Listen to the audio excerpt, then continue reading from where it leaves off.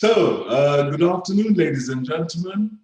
My name is William Omamo, and I have great pleasure to welcome you to the fourth episode of the Utopia of Hospitality, a series organized by Boma's International Hospitality College, otherwise known as BIHC. As many of you know, BIHC is a world-class hospitality training institution based in Nairobi. We offer diplomas and certificates in culinary arts and hotel management. In addition, we offer refresher courses, short culinary courses, as well as customized business-to-business or B2B professional programs. So we are very pleased to be the organizers and moderators of this web series. There are many conversations that are going on out there in response to COVID-19 and how hotels and restaurants should respond. What we want to do here at the Utopia of Hospitality series is to engage with those working on the front line within the tourism and travel sector, hotels, restaurants, schools, airlines, food courts, delis, bakeries, and even candy shops. Here we aim to capture the views of the industry in the eyes of the frontliners. So our first panelist today is Mrs. Mudeo Muna Mwaniki. She's the CEO of Trianum Hospitality Kenya. And it's a great pleasure that I welcome you to our conversation today. Welcome, Mudeo. Thank you very much. It's a pleasure to be on board. Great. Mudeo, I think what you can tell us actually, or just basically just tell us what Trianum Hospitality has been doing, what it's about, and what makes you so special, because we do know you're a special outfit. Yeah, thank you very much. So let me once again appreciate Boma Hospitality for hosting this event. Trianum was set up in 2010. We are a management and consulting company, so we assist hospitality investors who are looking to set up hospitality establishments with either feasibility studies or eventually the management once the place is up and running. Our focus is actually in the area of furnished and serviced apartments. That was our initial focus. We've branched out slightly to small hotels, what we call sub 100 room hotels. So that's what we do. Currently, we are managing 5 serviced apartment complexes in Nairobi, total of about 163 units across the 5 properties. Quickly just moving on to, I think, what makes us special. I think it's always very nice that family can work together, and this is a fully run, fully owned family business. All three founders, we are sisters actually. But I think the other thing that makes us really special is the team that we work with. They have been, I think, the foundation on which we have built our success. And I don't think that our success would have been possible without them. The partnership we've had with different owners are, over the years, the owners that we've worked with and partnered with to work to set up their properties and to run on their behalf. I think that is the other, the sort of the third part of that triangle that makes it really special. And actually, this August is going to be 10 years since we set up. So that has got to be really special. Yeah, true. Yes. That's great. But the interesting thing is that, okay, obviously you have the blood of an entrepreneur, and so does Samantha. But you started off as, as entrepreneurs wanting to do something, but what triggered this growth to what it is today? What were the triggers? Yes. So actually, we founded the company as 3 sisters. That's where the name Trianum comes from. So Tri is 3, and our surname Muna flipped backwards, makes Trianum. And I don't know that we set out to be entrepreneurs. In the generation we were brought up in, everybody was being brought up to work, preferably in the civil service. But I think that there was always some level of entrepreneurship among all of us. I remember Samantha in high school, whenever she'd go for a school trip, she'd buy chips and bring it back to school and sell to everybody. I remember when I went to university, I did everything from selling curios to, typing documents for people for money, so that sort of thing. But I think what has led to the evolution, and I alluded to it earlier, there's a proverb on our website. If you want to go fast, go alone. If you want to go far, go together. So again, I'll go back to our partnerships over the years. First of all, just working as a family, but also recognizing that it is a business enterprise.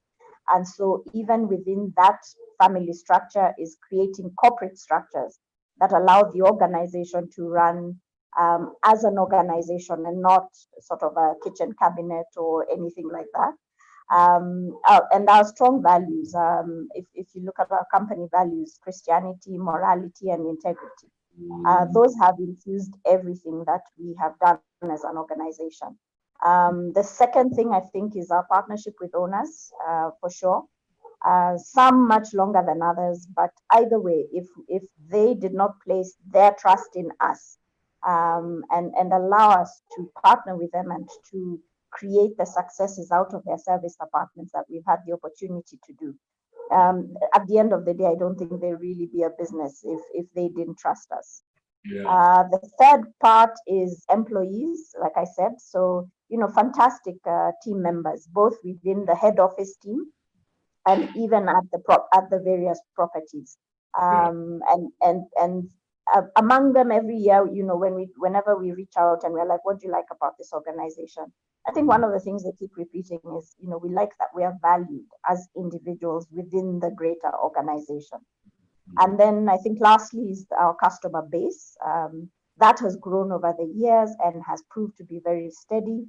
We enjoy about 60% repeat customers across the portfolio. And oftentimes you'll find we'll deal with an organization and provide, a different caliber of staff accommodation across the portfolio. So with, those have been a really, so I'd say those four factors, family with strong values, our clients, our customers, and lastly, our employees. Those have been the catalysts for our success. Okay. So talking about the customer base that you just mentioned, how vibrant is the hotel apartment sector in Kenya, and who is the typical consumer? So the sector has grown over the years. I remember when we were starting, we carried out a market survey. There were about maybe 40 serviced apartment complexes around Nairobi, and when we repeated the survey about 2 years ago, we were up to about 130 complexes around Nairobi. Wow. And it has been a very dynamic market. We've seen a lot of changes. We've seen growth in now branded serviced apartments, which were not there before. So it's been a very vibrant market. What is branded customer? Sorry, explain a little bit about branded service apartments. What do you mean by that? So we actually set up the first serviced apartment. We got a franchise from Best Western, and that's one of our properties, Executive Residency by Best Western on Riverside Drive. So what happens is the international brands have realized that serviced apartments are a niche market. There's been a growing interest from international brands to come in and either manage or franchise serviced apartments. Yeah. And so we've seen growth of a few more over the last 2-3 years. Brands that have come into the market and taken up space within the serviced apartment sector. Mm-hmm. To the second part of your question about who's your typical customer, yes. For us, we typically divide them into 3 segments. Within those segments, you can do further subdivisions, but largely within 3 segments. Corporate is usually our largest segment, and that covers everything from multinationals, NGOs, embassies, parastatals, that sort of thing. They usually require either accommodation for individual staff, maybe they have 1 or 2 expatriate employees who are moving into the country, either short-term or long-term. So some would stay 3 months. I'm finding, I'm looking for a house, I'll move out. Others just choose to make, one of our service departments their home. But we also do provide corporate housing solutions. So, and what that means is whenever an organization has a team of employees and would like to put them up for a while. So for example, we've had an organization that worked with us for 6 months and had a team of 25 people. So we custom a plan for them to enable them to accommodate the team for that long. And that segment is usually managed by our sales team. We have a sales team of 7 people, and they are the ones who manage those relationships. The second segment is online. E-commerce is a huge part of our business. Over the years, we've made a huge investment in that area. So that's our second segment. Typically, they are individuals who are traveling either for business or leisure. And usually in the months of April, August, and December, we have a huge diaspora market as well. The third segment is what we call the free independent travelers. Majority of these tend to be regional travelers, so coming in from various, different parts of Africa, coming either typically for business most of the time, but sometimes just to visit family and friends who are located here. So those would be the 3 segments that typically give us business in our service departments. Okay, so let's get some clarity here. What are your complementarities or points of departure with the Airbnb market segment? I think the similarity is that we provide accommodation within apartment units. So it's more of a home-like experience than a hotel-like experience. But for Trianum, we do differentiate ourselves on several points. First is the quality of our accommodation. What you see is what you get. If you see an advert, if you see an image, if we tell you, these are the services you're going to get, that's what you will end up getting. Our typical service offering has been fully serviced. And so what happens, you pay a fee and everything is included within that fee, all your utilities, your DSTV, internet, and housekeeping services. All our service departments enjoy full hotel services. So exactly what you'd expect to find in a hotel. So you get a 24-hour reception, housekeeping, maintenance, and the ones that have restaurants then have the F&B component, and you can build that into your rate, or you can buy it separately. Thirdly, we also emphasize on a very high level of security. And this has been born out of experience with a lot of multinationals who have specifically asked us to just invest in our level of security. So typically we only manage full complexes, and you find that then within that full complex, we are able to manage the shared services, which is security, who comes in, who goes out, and that sort of thing. Yes, and then I think maybe on rates we might be similar, I'm not sure, but we offer, you can pay on a daily rate, a weekly rate, or a monthly rate. And the differentiator for us is that the longer you stay, the cheaper it gets, which is the unique thing about service departments. So they tend to be very economical for people who are staying longer term. Okay. Do you think that the Airbnb model has brought somewhat of a disruption into hotel rating, and how people perceive star ratings, 5-star, 3-star, My personal view is that there's a customer for everybody. Yes, Airbnb has consistently been called a disruptor, and they've done very well over the years. But I think the customer ultimately decides what they want, what facility they would like to use. And so if I want a holiday, I either want, a big beach hotel, or I want a private beach villa. And my preference as a customer is then going to dictate, where do I look?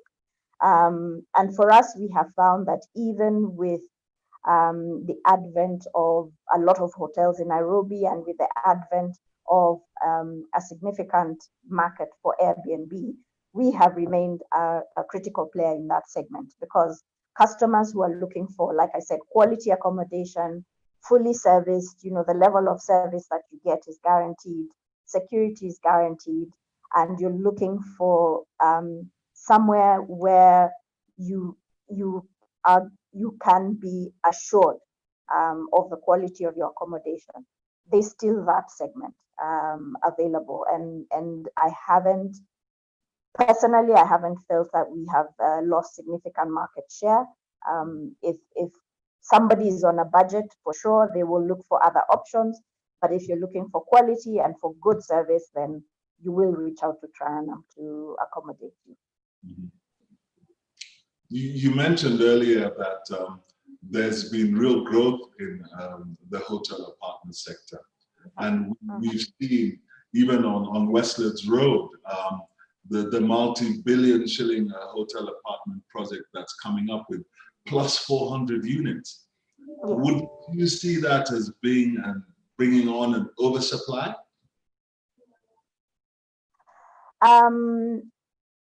Supply has definitely grown over the years, and it has had an impact on occupancies and price point as well. There's been a bit of a downward pressure on price. I remember when we started, 2-bedroom serviced apartments in Nairobi would easily fetch $2,500. Currently, good quality ones are somewhere around the $2,000 mark. And then there's, different qualities that go below that. But once again, I think to say whether there's oversupply or not, you need to look at, what segment are you looking? Are you looking at mid-market? Are you looking at, higher end of the market? Are you looking at the lower end of the market? With serviced apartments, I do feel that the upper end of the market, middle and towards the upper end of the market, is not as oversupplied as the mid segment. There's a lot of people who've sort of come in at the mid level. And so there's still room for good quality, high-end serviced apartments. Not many, there are not many customers as well, but I think there's room. Serviced apartments, though, for us personally, we are still experiencing, fairly strong occupancy levels. Last year, we closed the year with an average of 82% occupancy across the portfolio. This year started strong until March, but even then, we are still holding. We're still open for business, and we still do have customers in house. So it's not as bad. Okay. Well, let's talk about COVID-19 now that you mentioned it. Yes. How has it impacted your business overall? And what actions do you see are necessary to keep going and to attract even new business? Okay. So COVID-19 has been quite a phenomenon. I think I attended a webinar the other day where somebody said that it is not an event, it's a phenomenon, and it has completely changed, I think, how we operate ourselves. So yes, like I mentioned, our occupancy has dropped. We opened the year at about 80%. We're currently doing somewhere between 40 and 50%, depending where the property is, who was in house, at the time. So not as bad as hotels that have had to close, but we are holding strong. But nevertheless, a big impact. Going forward, I think there's going to be need to innovate for sure. The way people relate with each other is going to change significantly, and so necessarily the way they relate with service department accommodation is going to change. There are a few things that we had already been doing that I think stand us in good stead. So, for example, if you checked into a service department, we would allocate you a housekeeper, and unless they were on their day off or they were on leave, you had that one housekeeper. So that meant you didn't have a lot of traffic coming in and out of your apartment. If you look at our online ratings, cleanliness was up there. We'd score 80, 90% on cleanliness across the portfolio. So those things we were already doing right, but we are going to have to make a change as well. And now actively show people that we are taking care of them and we're taking care of their hygiene. So we are in the process right now of implementing our new SOPs. We've redrafted them, and starting June, we'll be retraining our employees on those new SOPs. So everything from how you make the booking to how you check in the guest, what things that you need to assure the guest about. But beyond that, we're going to have to innovate. So cashless systems is now a preferred method of payment. So we had already put those in place actually a year ago, but it was optional. So you can pay with cash or you can pay cashless. But now we're going fully cashless. We're going to have to innovate in terms of, can we get guests to pre-register, provide us their documentation, e-sign their form so that they can check in. And I think that's the innovation. The second area that we are finding that we are having to innovate is in terms of pricing. Like I said, organizations have been affected differently, some more than others. Some have benefited from, not really benefited, but some have done okay in the face of COVID-19, others have done badly. But whereas we previously used to offer a fully furnished and serviced option, we're starting to realize that we have to meet customers at their point of need. And so we are looking to put in a limited service option and a furnished option, so that as people recover, as the economy recovers, as it picks up, customers can still engage with us at the price point that's comfortable for themselves. So I think those innovation is what is going to set us apart even after this COVID-19. Okay. There's this idea that there are two extremes that are going to prosper. The luxury, the 5 stars and above, the really high end, where just because of your rate, you're able to meet the expectations on, health protocols. Then you have the Airbnb, the guys who set their own standards, yeah? And then you have these guys in the middle. Do you think that that's a true hypothesis, or do you think that, yes, there's room for everyone, and in that case, you just need to remodel? My personal view is that this shift will affect everybody, will affect the entire strata across hospitality. But no, in that sense, I do not agree that either the very top or the Airbnb categories are going to survive. I think the people who innovate and are able to communicate those innovations to clients in such a way that clients can appreciate the effort that has been put in that innovation, those ones will survive. I don't think evolution chooses one category over another category. Evolution favors those who adapt to whatever whatever the market presents. So disruption for me, I think, is across the entire range of accommodation.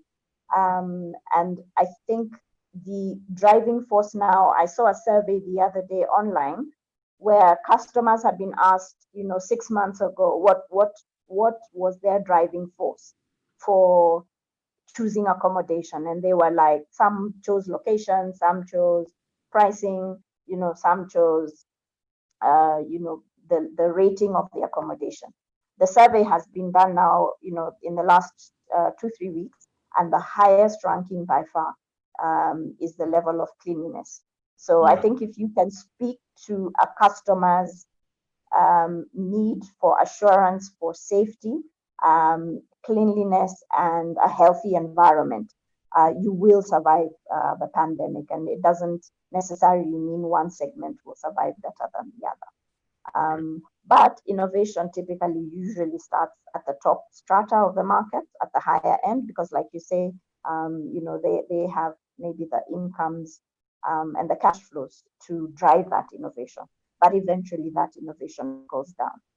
Mm-hmm. Before I let you go, I must ask you, BIHC is a training institution, and obviously we're interested to work with organizations such as yours. What is the most likely point of engagement?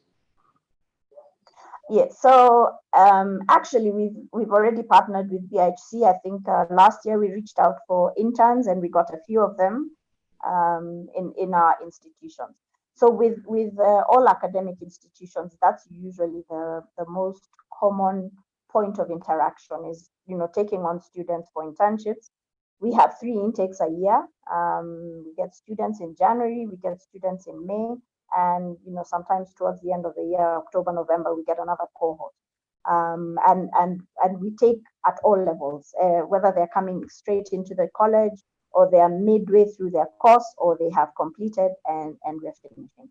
We are also implementing a management trainee program, because we realize the ones who are completing are looking for a more meaningful level of engagement and not just an internship.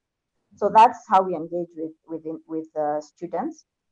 We also engage with them through career fairs. We've been invited to a few career fairs, either just to display, our product and what we are doing in the service department industry, or to speak to students about career choices and new ways of looking at a career in hospitality. So that's what it is. Personally, myself, and I do know also Samantha, we've been invited for professional talks to either enrich the teaching in the class with practical industry related information, or like I said, just to guide the students and to help them understand. But one of the areas, and for me a particular passion, is in enriching the curriculum that schools offer. Like you've mentioned, the hospitality industry has changed a lot over the years. I think those who are in hospitality 20 years ago, if they came back into the workplace now, it would be a whole new experience. And so the curriculum has to change to adapt to that. And so we find ourselves sometimes called on to say, look at our course content and tell us, what we should add, what we should take out, and how we can enrich that course content. Yes, so we can engage with BIHC both at the institutional level and with the students directly. Yeah. And I look forward to pursuing that and to really engaging you. It's been such a rich and resourceful conversation. Thanks you very much for taking time off your schedule. Yeah. It's a pleasure. I'm going to let you go. I just want to wish you all the best together with your team. And please allow us to call upon you in the very near future again. Absolutely, anytime. Thank you, William, and thank you to BIHC on my. Thank you. Okay, thank you, ladies and gentlemen.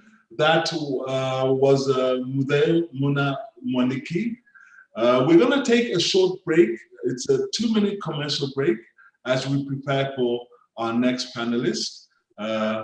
We'll be back shortly. Thank you. So welcome back, ladies and gentlemen, to this web series organized by BIHC titled The Utopia of Hospitality. Here we're having conversations with the movers and shakers of the hospitality and travel industry. Now, one of our second panelist today is Mr. Peter Ngori, Executive Director of Abercrombie and Kent, East Africa. Peter is perhaps one of the most knowledgeable and experienced hospitality professionals in Kenya today. He has dedicated much of his career developing world-class brands on the African continent.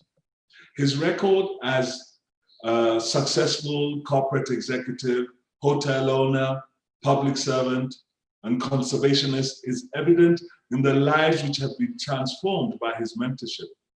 I am a beneficiary of Peter's wealth of knowledge and experience. So it's a great pleasure and honor for me to welcome him to this episode.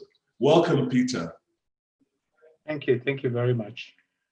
May I first thank you sincerely, and also the rest of your team to have honored me with such an opportunity, which I really value very much. Thank you very much. Thank you. Thank you to Peter. Peter, I think what we would love to know is how things have been going at A&K over the past years, or perhaps just before the COVID-19 pandemic, how things are now, and you know, what do you foresee in the near future dealing with the pandemic? I think it will only be fair for me to give a brief introduction about Abercrombie and Kent, which was started in the year 1962. And wow. Abercrombie and Kent, the entire chain all over the world started here in Kenya with Mr. and Mrs. Jeffrey Kent, and eventually grew it to what it is today, a company that has close to $1 billion turnover a year. So it's really grown, and the current, and it's Kenya's share of that has been growing gradually, but we have offices in South Africa, in Tanzania, in Zimbabwe, in Egypt, in India, in Australia, in Britain, in UK, most of UK, and America, most of America. So it's really spread. And the current new shareholder, who's got the majority shareholding, owns also some cruise boats. So Abercrombie and Kent is now one of the few big companies all over the world in the tourism sector. But coming back to Kenya, we have actually passed through a lot of ups and downs. If you remember, a couple of years ago, we had the Gulf War, which was a major, I would say, major problem for us, because at that time, within a period of less than 2 weeks, we had a cancellation of close to $4 to $6 million in Nairobi. And then we also had the post-election violence, which also had another impact on us.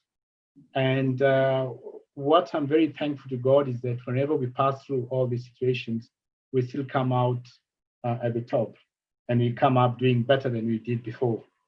So our immediate situation at the moment is that our growth was looking good. We were going to do better than last year by about 10%.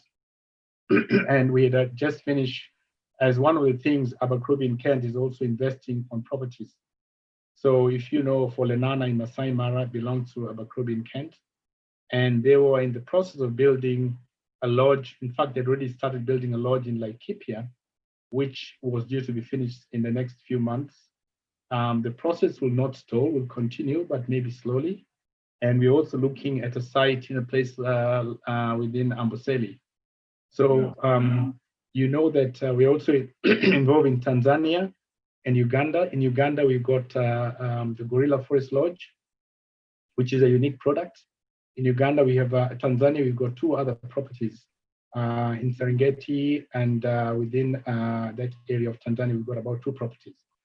So in principle, we have immediately after the COVID-19 announcement and the reactions, we started seeing bookings slowing down almost completely. We noticed that we're receiving cancellations, and we're also receiving requests to postpone some of the bookings and hold. Some people were kind enough to say hold the deposit until next year. Others were saying we need our deposit like right now. And then we, like many other institutions in the country, had to start reacting to how best you can handle the situation. And but in our case at A&K, we've had a fairly good team for many years.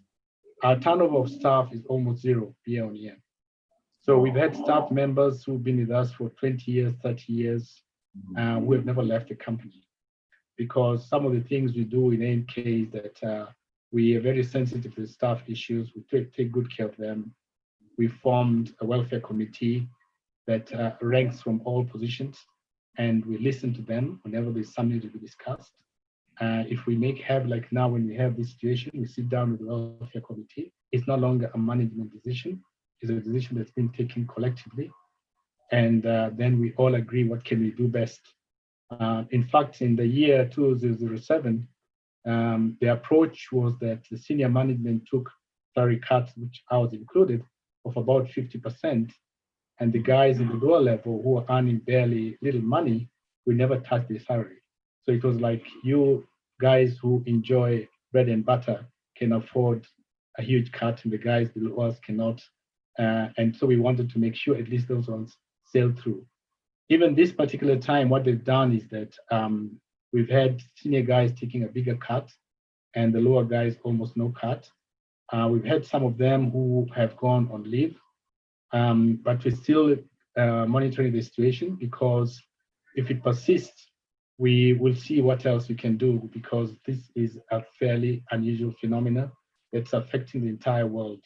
So we cannot isolate ourselves, but we try to make sure we do the best that we can to make our staff feel secure. So I mean, because it's a partnership, you operate in partnership with other stakeholders and other players. What do you make of this? These hotel closures? Do you think that it's an overreaction, or do you think that it's premature? Some of these decisions being made by some of these actually legendary hotel operations in Kenya? Well, I think in one of the meetings that was held between Hotel Keepers Association, the union, and representative of staff side, actually represented from the government, it was agreed that we try as much as possible not to lay off staff members and keep them for as long as we can. And so there were proposals at that meeting that initially would go into something maybe like you take your leave and then you get full pay with your leave because your leave is your right.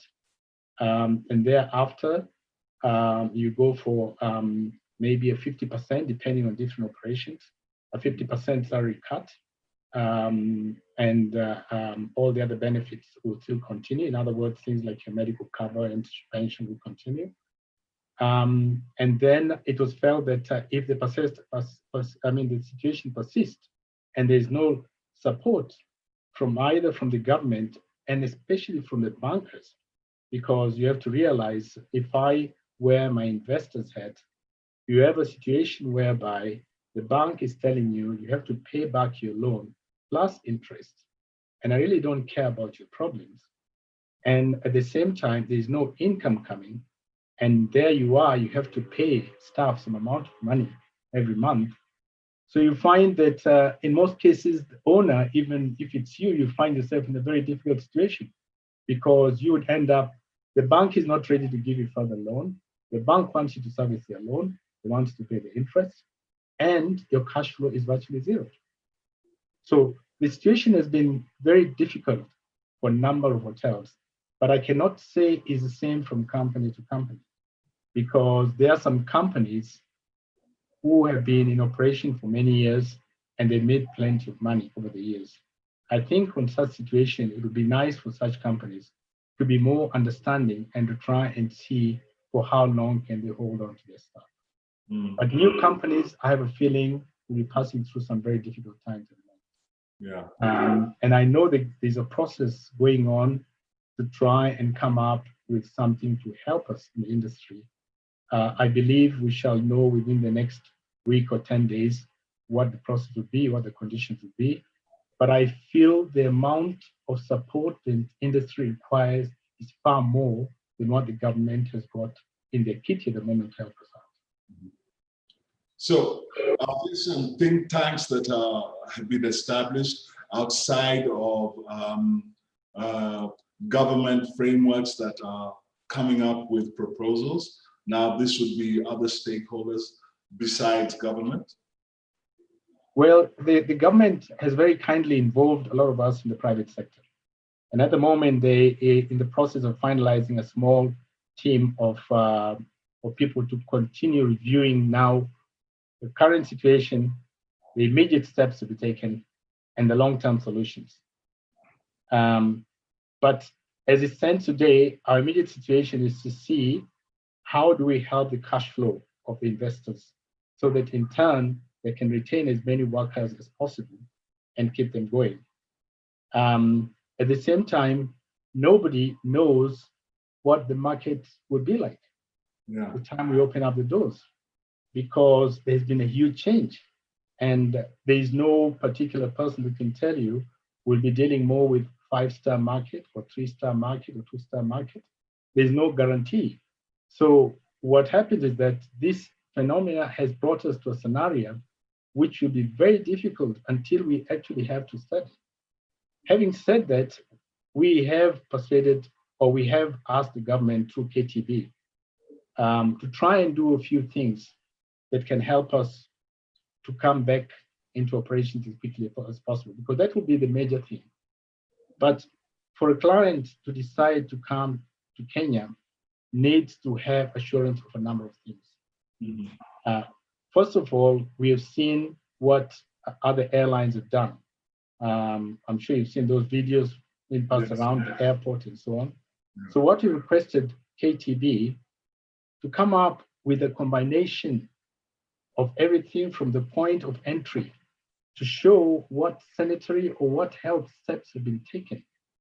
Taking somebody like almost like the same thing like a video that goes through, giving a person from the time he arrives to the time he's at the migration, from the migration, where you go to your vehicle or you pick your luggage, take it to the hotel, what the hotels have to do, and then it continues. And also giving reassurance that on the backside of the operation, the staff are well maintained and also taking the necessary steps, hygienic steps, that's every day before they come to work. So this has got to be put into place in a video form and documented and accepted. And then we in the industry must make sure we follow that. So that once you do that, at least that's point one. So that the day the airline comes into play, we do not suffer. The other point that is also important, most of our clients have a medical cover when they come to countries like Kenya. Yeah. For this medical cover, we've got to make sure we take it a step further. So that if you have a cover, that in case for any reason you arrive in the country and 3 or 4 days later, you become positive, totally positive. What do we do?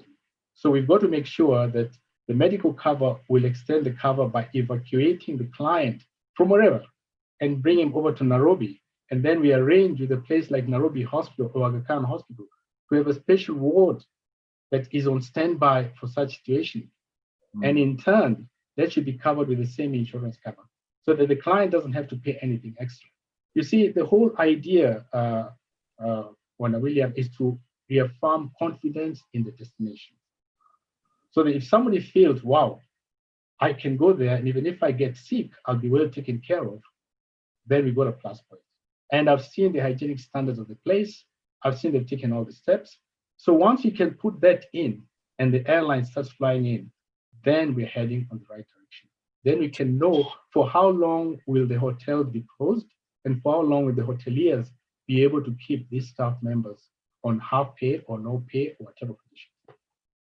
But here's the thing, just going back to the client expectations and the matter of insurance, health insurance cover. We know that the Internet of Things has really evolved the nature of how a client will choose a destination and how a client will engage the end product. Now, for instance, there's a growing dominance of online travel agents. And that must surely impact the way A&K works, unless A&K also is an online travel agent.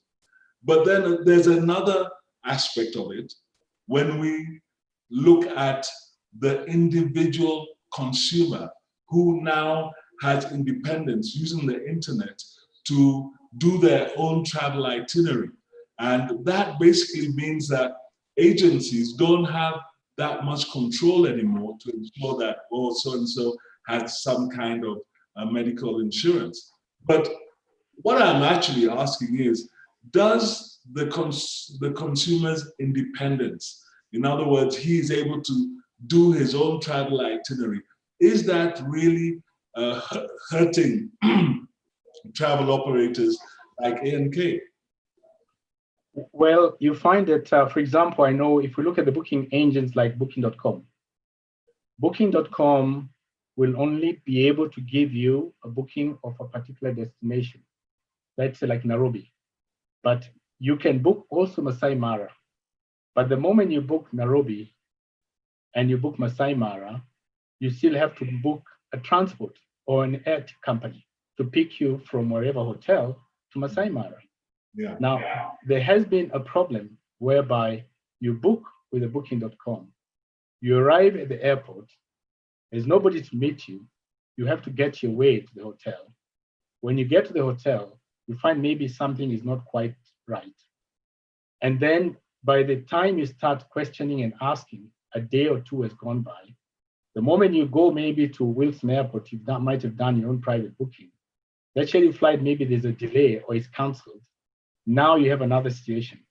So what the advantage and the reason why travel agents will continue to continue to grow as we move on is if you are booking an entire trip from A to Z, the company like A&K will make sure it has somebody to meet you at the airport, takes you to the vehicle, you're driven to the hotel. If you have a problem, you know you're talking to one person. You're not going to internet calling booking.com and saying, look, I was given a double room and I'd asked for a queen bed and I've now got only a twin. So it saves you that. And so we have two profile of clienteles who we are handling at the moment. You find that the clientele that comes in here for only one particular property would book with booking.com. For example, if you're going to Masai Mara and you want to be there just for a week, you can take a chance and book Masai Mara property. But then you have to make sure you also make your own arrangement for transport. Now, when you're made to transport, it could be something you did never expected. Who do you complain to? Hardly get your refund. And the other factor, which is also very important, I think this is a very important point I'd like to emphasize. We as A&K are very particular with which hotels we sign into. We make sure they've got comprehensive cover insurance so that if something happens, our clients are completely protected. And we give that assurance to our clients. Even airlines, we make sure that we deal with an airline company that has got the right licensing and qualification or qualified pilots. Yeah. So we have that situation and we've been known for that over the years. And this is a selling point. We have had in Kenya, for information, clients who are booked, properly booked. They arrive at the airport, they meet nobody to speak them. Because we've had people with the same system of internet coming up with what we call briefcase tour operators. And once they got their money, and it happens everywhere all over the world, when you arrive at the airport, there's nobody to pick you. Yeah. So that's why in our situation as A&K, and even a number of other tour operators, if I wear the cap of Kato, we have members. And once you become a member, the logo you put on your website of Kato, being a member of Kato, guarantees the safety of the client, and Kato can intervene at any time to protect the client if there's a problem. Okay, so having said that, then, what are the hidden is likely to influence the character of travel and hospitality in this region? What trends do you see that, you know, frontliners like yourself need to pay greater attention to? Well, just before COVID-19 came into play, we realized that there has been a change of the trend of the profile of clientele who are visiting or traveling all over the world. If you remember, we had the millennials who got their babies at fairly early age. And as a result, most of them, their babies are now grown-ups. And those grown-ups don't want to travel with their parents anymore, or they don't fit in their parents' style of doing things. But the millennium are still very active guys. They're in the region of about 40 to 50 or 55. They're still very active.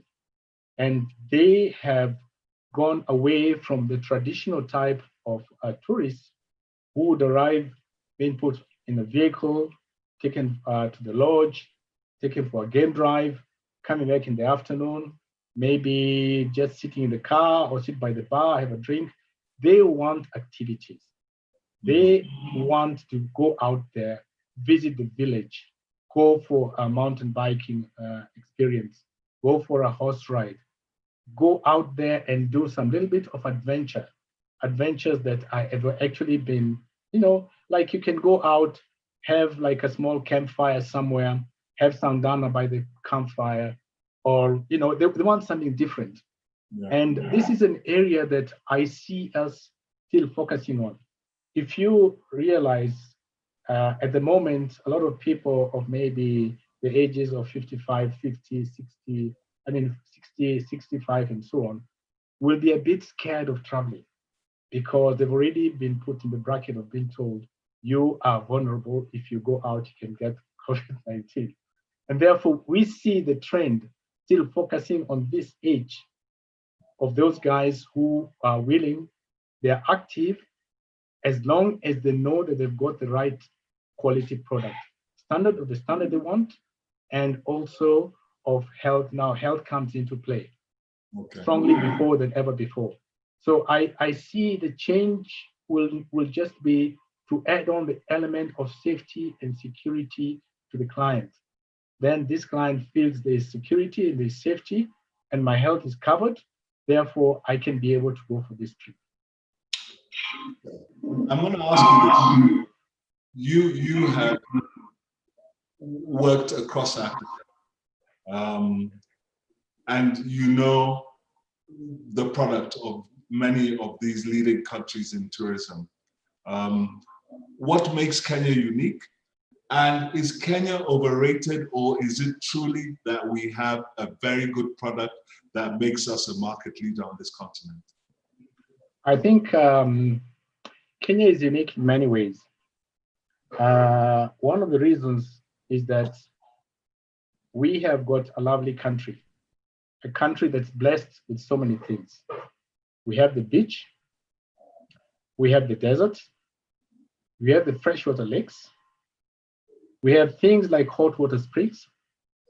We've got the second highest mountain in Africa. We've got a few unique animals that are only found in Kenya, like gravy zebra, reticulated giraffe, a few antelopes, garralops, and a number of other insects and even bird life. We have actually, for information, a number of people who actually come just to see the birds in this country. And they do a 21-day safari. They go to Kakamega forests, spend maybe about 4 or 5 days seeing the birds. So we are blessed with a lot of uniqueness. And the other factor is that if you look, for example, our different tribes, is also a major plus point. It's only that we have not taken advantage of it.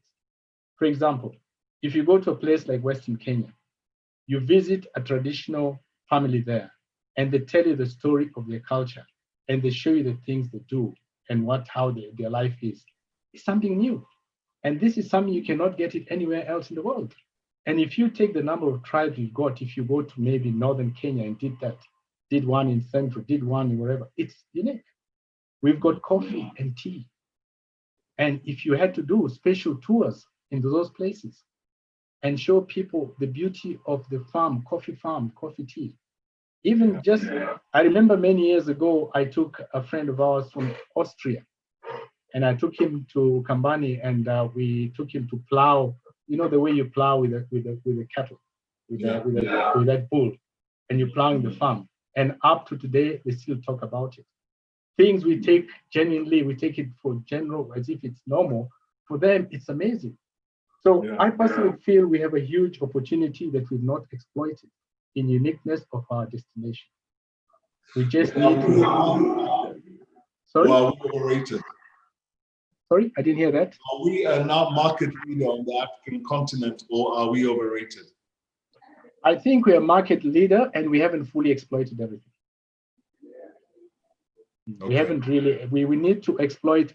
You see, the days of a client coming in, especially now the millennium, going to the beach and spending 2 weeks, or coming to this part up country, see Masai Mara and so on, and going around for about 4 or 5 days, are coming to an end. You need to attach that with some other activities. You need to sell excursions to Lake Victoria, excursions to northern Kenya. Go take them, climb Mount Kilimanjaro, show them the lake at the top of Mount Kilimanjaro. These are the things that we saw. The opportunity is huge. We should just take time and study them and then market it. Okay. Before I let you go, Peter, I'm going to ask you, I'd like to ask you actually 2 things. And I'd like you to put on your hospitality cap on, because I know that you're working on a number of new hotel projects in Nairobi. Well, let me say in Kenya. Are these new businesses, now in terms of those who have designed them, are they businesses that are tailored for today's tourism or tomorrow's tourism? And if they're tailored for tomorrow's tourism, you know, what design is that, or what kind of infrastructure or character are these new hotel projects taking on? Okay, first let me break it down to Nairobi and the lodges. And just to tell you what I feel. Normally my approach has always been to do a feasibility study. For if a client comes to me and tells me I want to build a hotel, I normally would propose a feasibility study. And the reason why it's ideal to do a feasibility study, then you can come up with a product that is in line, not what the client wants, what the market wants and what the market can afford. But the trend in Nairobi has been pieces of land that are about 4 or 5 acres that are in a prime area. You find the owner of the land sometimes left with no other alternative because they can't build service apartments. Or maybe they can build that, but they can't build offices, they can't build supermarkets, they can't build housing block because there are already too many of those. So they say, if I have a piece of land that's worth maybe 500 million Kenyan shillings, and I'm paying rates, what else can I do? And then they're left with things like service apartment and hotels. Okay. So in those cases, they do that, not because they've done enough study to establish whether it will give them money or not. No, it's purely an opportunity of investment. So if I have to answer, where are we in Nairobi? I personally feel we have a bit too many beds in Nairobi. And I would not be surprised after this COVID-19 is over, some of them might never open again. I will not be surprised because there are already too many. Secondly, is that the trend is also changing. With technology, the world has become too small. So today, you'll find a person that wants to book accommodation in Nairobi. If he gets into, let's say, Hilton or Interconti or Radisson website, he's already got points, secured points, because he stayed last time in Malaysia or in America or somewhere.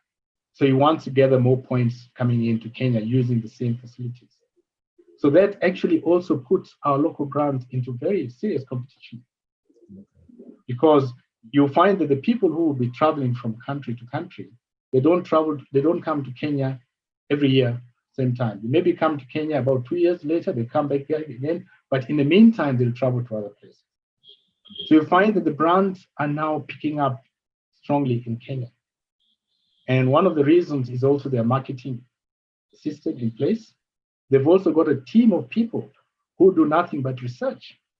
So they're able to, like now, at this point in time, I guarantee you, the likes of Hilton, Interconti, Radisson, name it, all these big brands, they've got a team of people somewhere who are finding out what would be the next thing for them to do. So the day it opens, they'll just put that into operation. And you'll see, it'll give them the returns they want. So we are in a situation where Nairobi we have to look at it very carefully before anyone builds a hotel. Let's come to the lodges. The trend now in the lodges is changing. You will no longer see those very big hotels being built like the way it used to be before. 60, 70 rooms, that's totally coming out of date. Nowadays, you can have 60 rooms, but you break it down into small sections. Like you can have the main hub, and then you have other 10 rooms with their own public area, by being supported from a central point. That's the direction. And the reason is because also the profile of clientele need more attention. They want identity. They want to be identified with the section manager. They don't want to be known by, they want a person in that small section of the hotel who will knows them, checks they are ready for breakfast, everything is okay, and so on.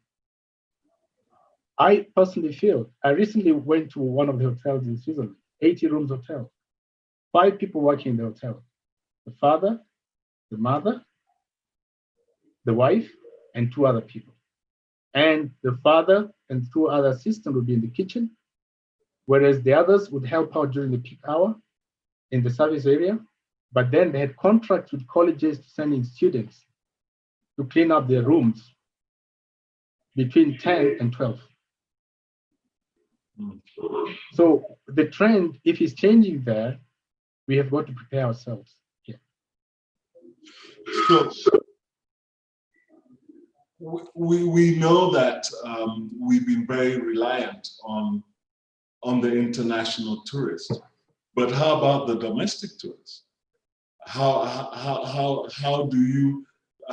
does the industry evolve to accommodate the domestic tourist? If not on a matter of pricing, but how else? I mean, domestic tourism at the moment, I would say the 2 areas which is mature is the lodges and the beach. We have not gone the step out to develop it outside those 2 areas.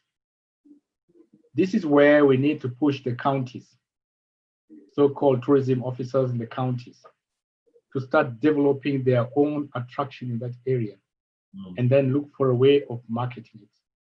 And I also want to let you know, there's so many Kenyans here who have never been to Northern Kenya.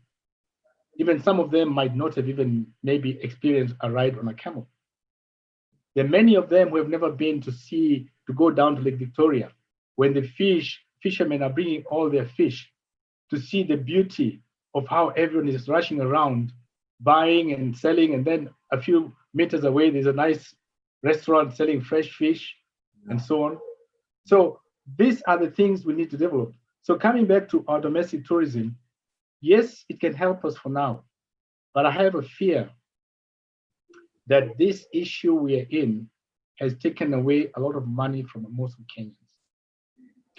So we will not be able to see the volume of domestic tourists visiting these destinations as it has been in the past. But there is an opportunity. So recovery period, in your opinion, in your professional opinion, how long? Well, we had a special webinar about 10 days ago from some people who are based, they picked people from Spain, Italy, US, London, and so on, in South Africa. And generally, the impression they gave us was that this situation to come back to where we were in 2019 will take about a year and a half to almost a year. Almost now, yeah, almost 2 years. Let's say a year and a half. Now, my gut feeling, is that the moment the airlines open, And the moment we actually create that feeling of confidence in our product here in Kenya, in other words, we are ready, and show people those videos and also follow what I've been stating.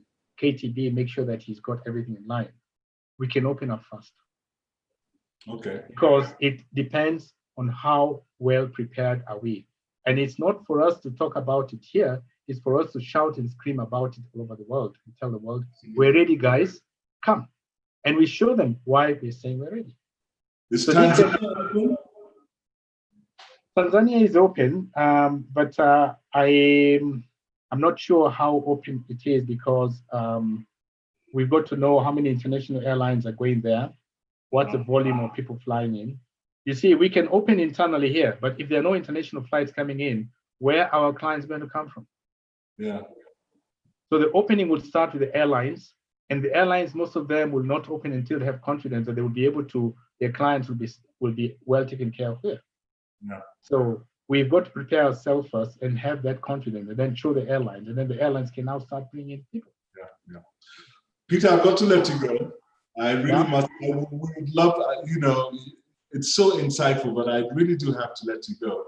Yeah. But you know, I'd just like to ask you, because obviously when we were having the initial conversations, you hadn't really known very much about BIHC, but you know, we're committed to prepare young Kenyans for tomorrow's hospitality. And in that regard, what do you think we should be doing? First of all, I'm very grateful that you have an affiliation with other colleges of this standard outside the country. Yeah. I'm a great believer that Kenya is so gifted, even with talents, and people are really, really, I would say the standards of Kenyans is way above most of the other African countries. And it's an old fact, if you travel some of the African countries, you'll find that a lot of Kenyans are working there and in senior positions. Because of you're having this affiliation, it means that when the guys there do a research and come up with an invention, all you need to do is to pick that up and make slight modification to meet in with other requirements of the market. So that puts you ahead and puts you in time with what's going on in the world. And that to me is very, very important. I want to just give you a small brief on that. Recently went to see a company known as the Gilbert. Gilbert's the one that deals with toilet facilities. And they had about 5,000 workers, but they had 800 people who were doing research on toilets. And if I tell you the latest toilet is you walk in, the toilet seat warms up as you walk in, and then you sit on it. Then after you finish, you press a button, it washes you, and you press another button, hot air dries you up, and you dress up and get out.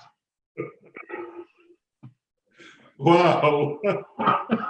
So what I'm trying to say, I am so pleased that you guys are linked outside there so that you're not left behind.